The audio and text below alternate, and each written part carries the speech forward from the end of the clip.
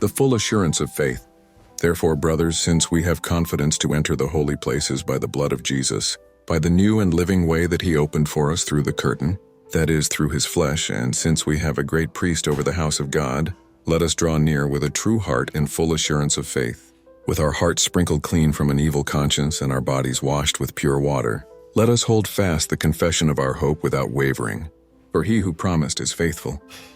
And let us consider how to stir up one another to love and good works, not neglecting to meet each other, as is the habit of some, but encouraging one another, and all the more as you see the day drawing near. For if we go on sinning deliberately after receiving the knowledge of the truth, there no longer remains a sacrifice for sins, but a fearful expectation of judgment and a fury of fire that will consume the adversaries. Anyone who has set aside the law of Moses dies without mercy on the evidence of 2 or 3 witnesses. How much worse punishment, do you think, will be deserved by the one who has trampled underfoot the Son of God, and has profaned the blood of the covenant by which he was sanctified, and has outraged the Spirit of grace? For we know him who said, "Vengeance is mine, I will repay." And again, the Lord will judge his people. It is a fearful thing to fall into the hands of the living God.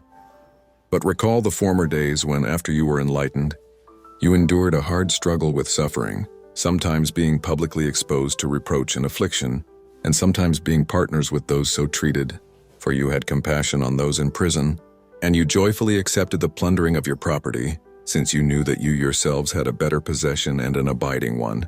Therefore do not throw away your confidence, which has a great reward, for you have need of endurance, so that when you have done the will of God you may receive what is promised. For yet a little while and the coming one will come, and we will not delay. But my righteous one shall live by faith. And if he shrinks back, my soul has no pleasure in him. But we are not of those who shrink back and are destroyed, but of those who have faith and preserve their souls. Hebrews chapter 10 verses 19 through 39.